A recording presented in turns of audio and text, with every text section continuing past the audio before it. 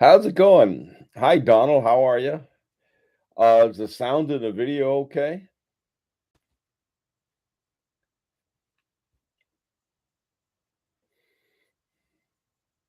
Everything all right? Everybody? Hello?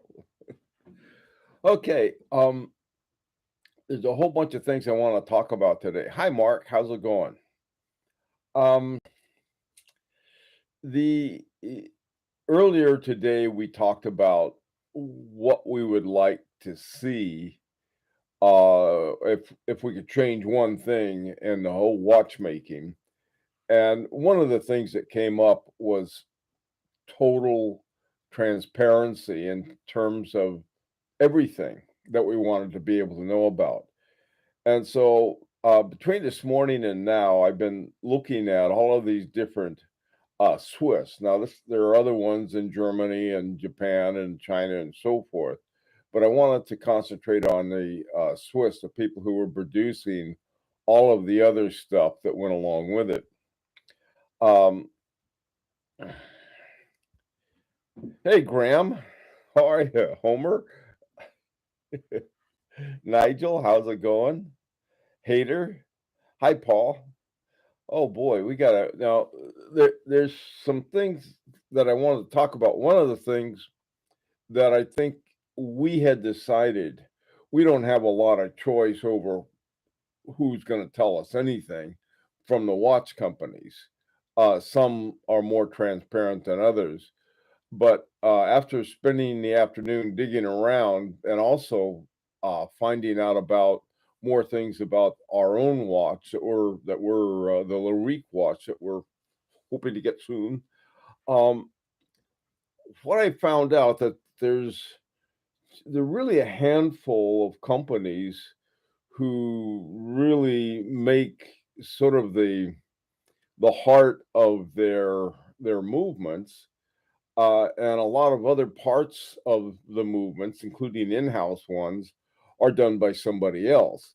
Now, the more I looked, the more I found somebody else's, and there are a lot that I will say, for lack of a better term, everybody has uses some specialized groups for some things. I don't care who they are, what they say. One company I saw advertised in another company as an example of their work. And so, what are you going to do? Uh, hey, Tuna, how you doing? Hi there, Eli. Um, so let me start off with some of the better known ones, and there's one that s- I think we've talked about before, but really haven't gone into too much. There's this company called Composant Horology, and there are two parts to it. One part is called Autoculpa, and the other part is called L1. And Autoculpa was like they're owned by the Sandoz family foundation, who also owns Vaucher. They own Parmigiani. They're much bigger than I think most of us realize. And then when you start looking at they have the vertical organization that they have, the number of different um, parts that they make. Autoculpa makes 200,000 springs annually. 200,000. Now, Parmigiani maybe I don't know if they sell 5,000 watches a year. I really don't know what their production is, but it's sure nowhere near 200,000. So somebody else is using them um in their watches, including our own. But ours is special. I'll tell you about that in a second. Um, the So then you have this other branch called L1, and L1 makes a lot of other kinds of sort of specialized parts. They're not a very big outfit, but they're one of those outfits that somebody says, "Hey, we need a left-handed widget," and old Elwin will put it together for you. So there, those are two elements of all of this whole wide range of the who's making balance springs and oscillators and so forth. Now, there's sort of the balance springs themselves comes down to some fairly narrow elements. The Swatch Group has Navarrox. Guess who also uses a Navarrox hairspring? FP Journe. I was going looking at mine, and it's been a great watch, but I think after a while it was sort of like it's sort of a little too easily magnetized. Either that or the spring is just pooping out. What I'm going to do is when I send it in for service, I'm going to tell them put in a new hairspring. Navarrox hairspring is fine with me, even though they're owned by the Swatch Group. Um, the guy who Strauman, the guy who invented Navarrox, also developed the this incredible hairspring that H. Moser has, which they make many thousands of those too, way beyond the production of H. Moser. Okay, so you got the Swatch Group making Navarrox. Richemont, use all of their watchmaking, I guess, including their balance springs, are through Val Fleurier. Allanga und Sunda, they have their own. They make their own. Jaeger-LeCoultre makes their own. Roger Dubuis also makes in house. And another one that surprised me, Mont Blanc Minerva. They also make their own of hairsprings. Rolex has two they make, the Parachrome Blue, and then the Siloxy. The Siloxy is their uh, uh, the one made out of now what's the word? The silicon. It's a silicon hairspring. And they don't use it in their men's watches. I think they're starting to use it in some of their women's watches, like the Pearl Master. Beauvais Fleurier, they bought this company that they put together for making parts, or at least hairspring parts, called Demier. Schwartz Itene, they make their own hairsprings. Soprod, um, they're owned by Festina, who also owns Parallel. Uh, that's they to me, Soprod's the movements and things that they make are really excellent. Um, Now, again, uh, Atakalpa is they have the components for Vaucher. Vaucher is owned by Parmigiani, which in turn is owned by the Sandoz family. Now, another one is called a company called Optimo Assortment SA, and Optimo Assortment is part of the Concepto Group. So those of you who some people have been talking about getting buying some Concepto movements, and they can sort of trace that back to the Optimo who are making their hairsprings. Finally, there was one I didn't really understand, but I know quite well. It was called PEAG, PEAG. Turns out that's Precision Engineering, which is the Moser company that makes all these great uh, parts and so forth. Now, those are the ones that I was able to dig up for making parts. The On our own watch, there's a component that's called the Agon Pit by Agonor. And what it is was something that was developed by Jean-Marc Viderec. It's a special kind of regulator, and in order it's done with some screws and some other ways of doing things. There's certain features of it. It doesn't need a collet and some other elements of it that are really unique. And so what they did, they had to get a company. They went to Otto Kalpa, and had them make a special hairspring for them. So that's another sort of another aspect of it. Um, okay, let's see what we got here going on. Hey, Eli, don't give me a hard time about my beret. Let's see, time for some bourbon or scotch. It's always time for that, Tim. Okay, Mark, you look like you're ready to celebrate. You and Tim are talking about your FP Journes. Who doesn't like FP Journes? Okay, so those are things that w-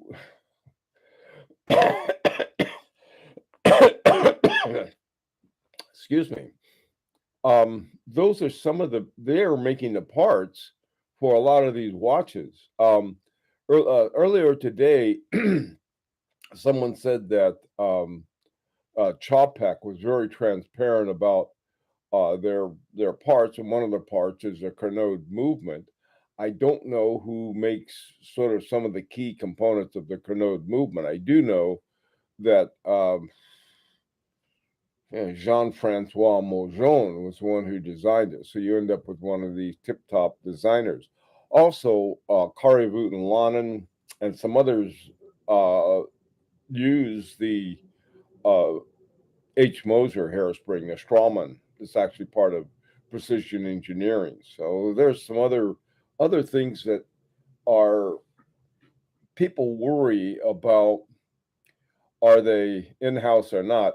To me, that's really not the thing to worry about. The thing to worry about is knowing who made it and something about the quality of it. And so that's why I think it's important to find out. We can, you can keep digging and you finally find, aha, the movement is by so and so. But then you have to add, well, what kind of parts do they make? Do they have good parts in that, and so forth? And this is what it's just another level of messing with watch collection, really. Hi, hater. Actually, it's the Acrotep supplies most of the parts of Lyrique, as I understand. I don't know who the Acrotech is, hater. I was just talking to uh, Nico Vitarek beforehand. That was where I got some of these other elements. Now, Aerotech may be some kind of jobber or something, but they they're they do some other element of it. I'm not sure what part of it that they do. They own Casa General Resort, KIF. Yeah, I know KIF is the shock absorber used that is using in our movement. Who makes Gronfeld parts? Ah, good question. Um, I don't know. My hunch is the high quality of they probably use the Strawman hairspring would be my guess. But it's the kind of thing that you could ask them, find out who it is. Um, they also own Minotech that makes the Agony's gear. Oh, okay.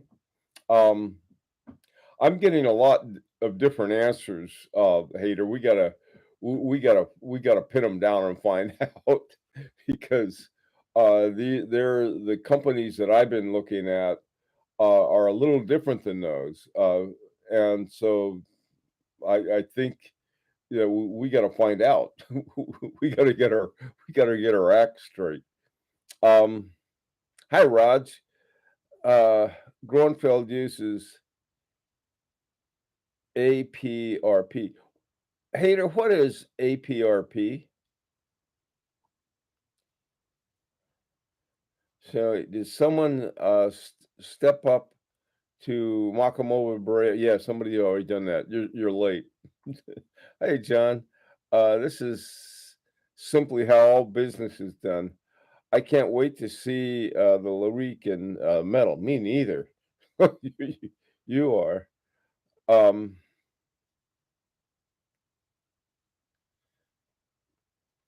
Ronald and Poopy.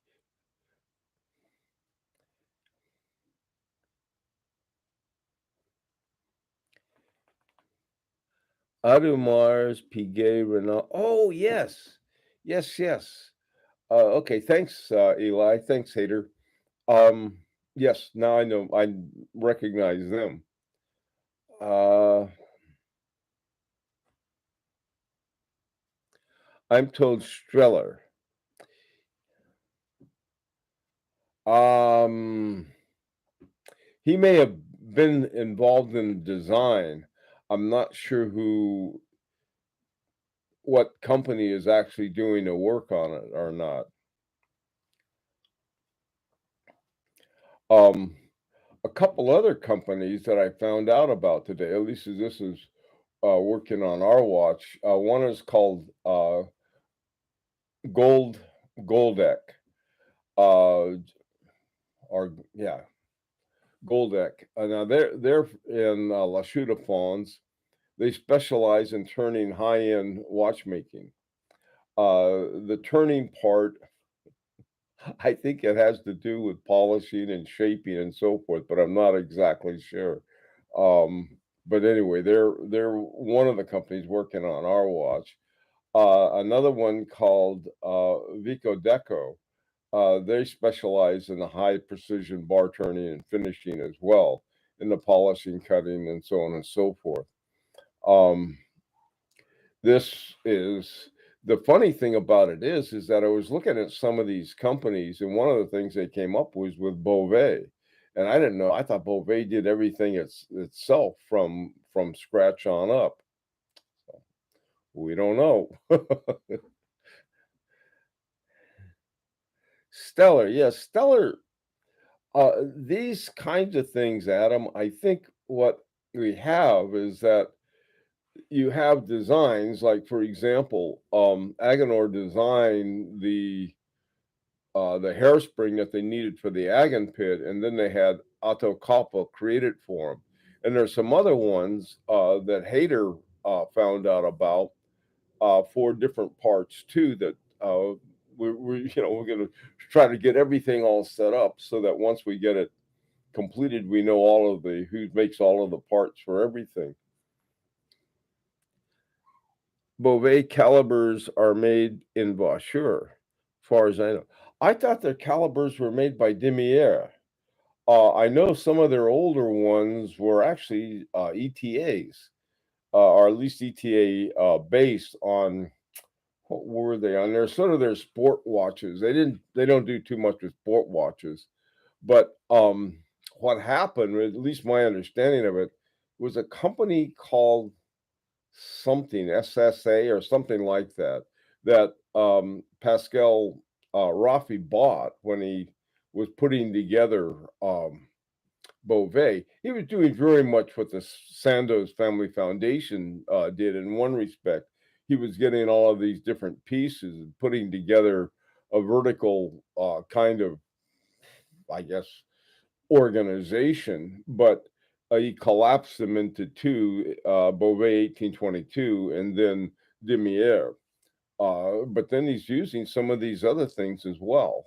And I think it makes sense in insofar as um, it makes sense insofar as having something very specialized with certain kinds of skills for doing things that you could do in-house, but simply not do as well, and probably couldn't do them as economical either in the long run.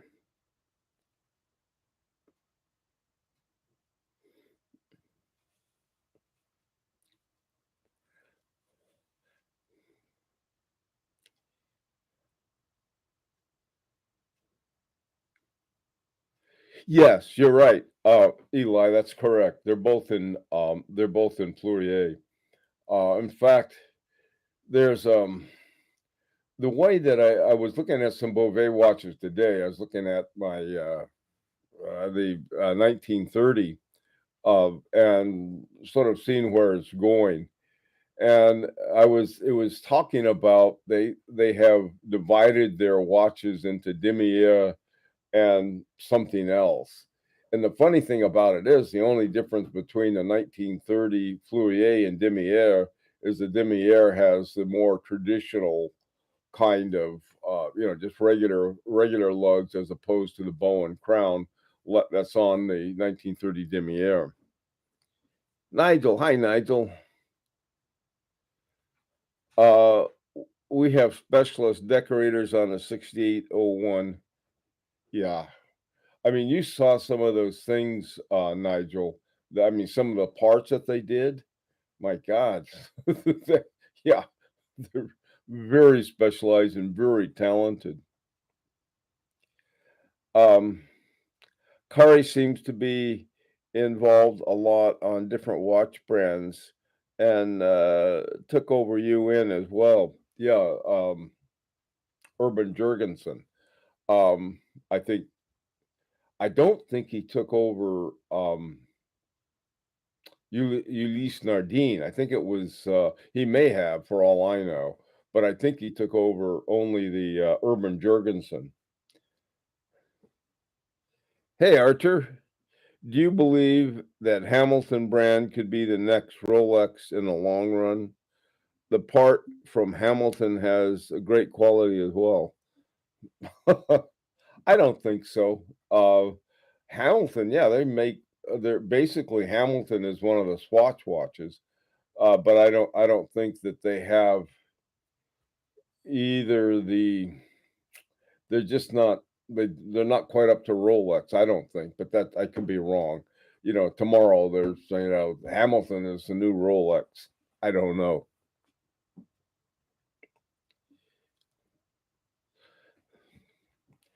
Um,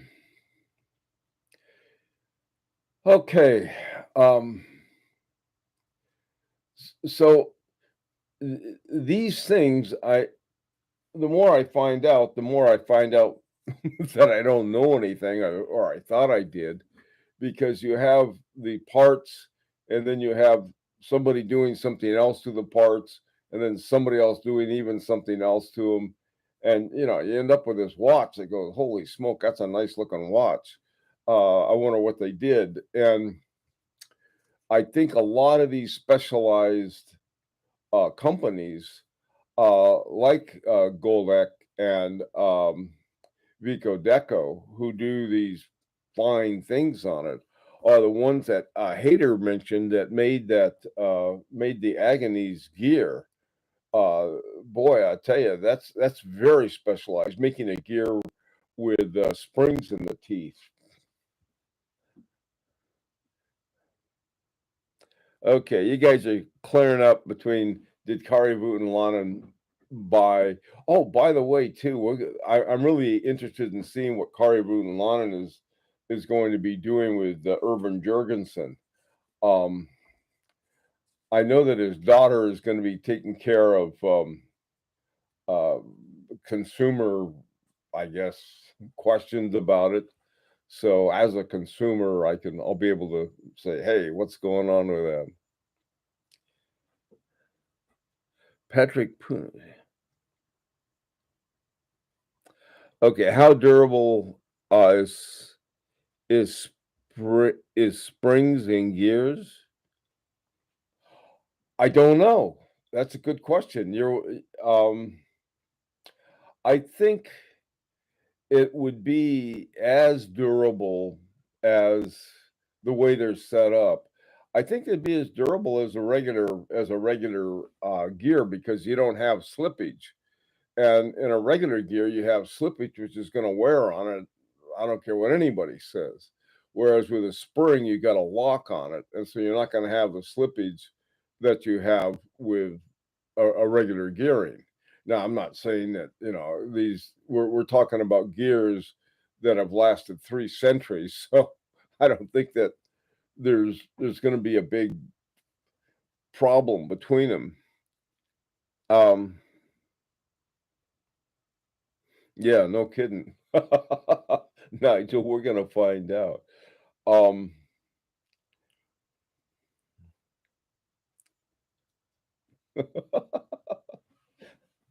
I don't know. Um, these kinds of things. No, but that's sort of an interesting question that uh that Adam had about how durable is it.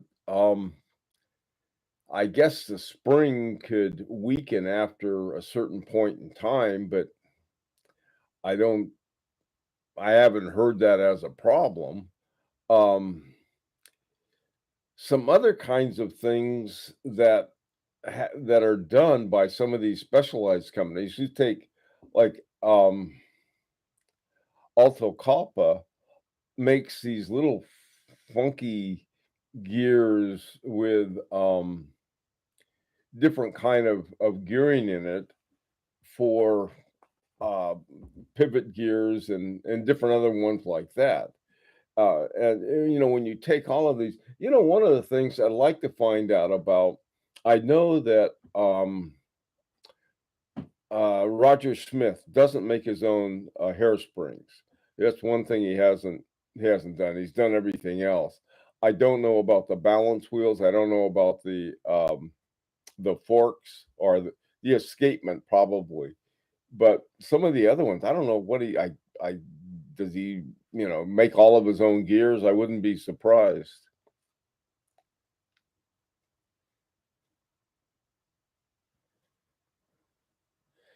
Is this why we got involved?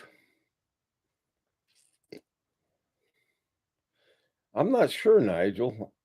There was- I think one of the things one of the things all of us who got involved in this watch project thought we knew something.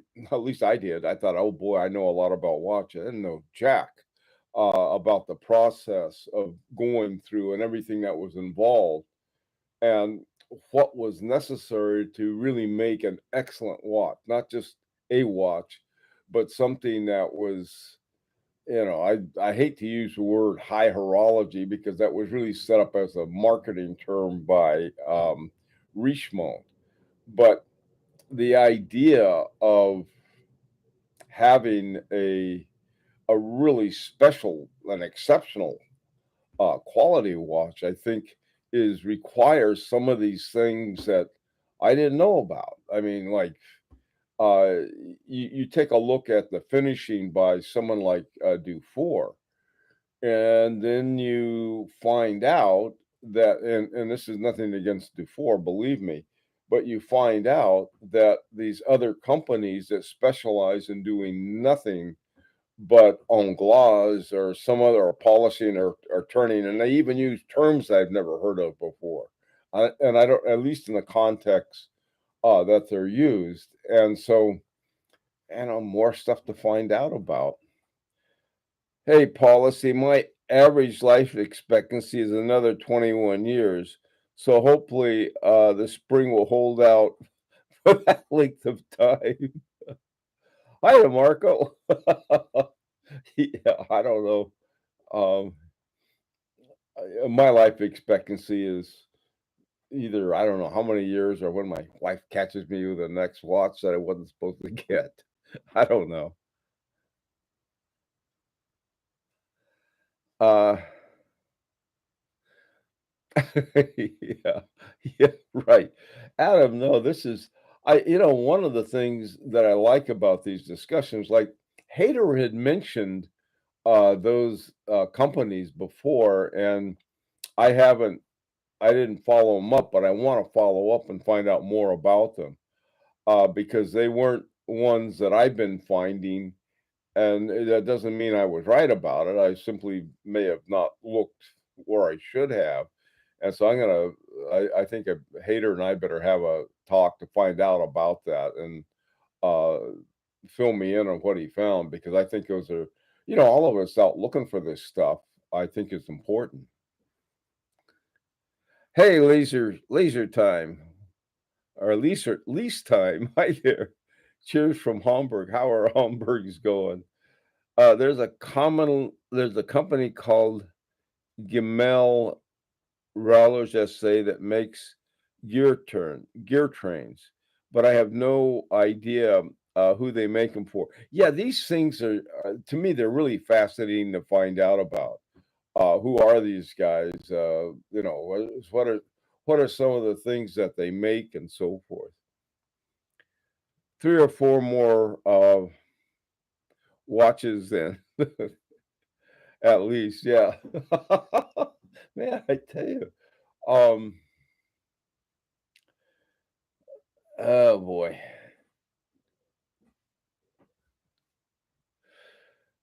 Okay,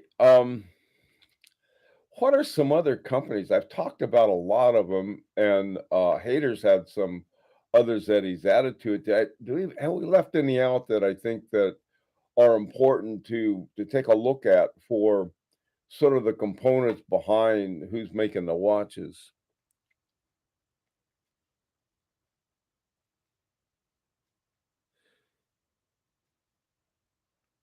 Yeah, um, one of the funny things, uh, we we don't know. This is why I think, what I really like transparency. And man, I tell you, that can be a rabbit hole going down there, and you find out, oh, these guys do this and these guys do that, and all the while, these other companies say, all of our stuff is in house, and it's not in terms of certain key components. Um, Maybe they do the designs. That's one thing, but whether they sort of how much what they go beyond the design, another question. Hi, Beauty of Scent. Have you seen the rancher? He's been gone for a minute. Oh, I think he's gone more than that. Sometimes he's gone while he's here. He'll be back. Anyway, well, listen, yeah, where is he? He's this is my time is up. It's his job. He's supposed to go dong.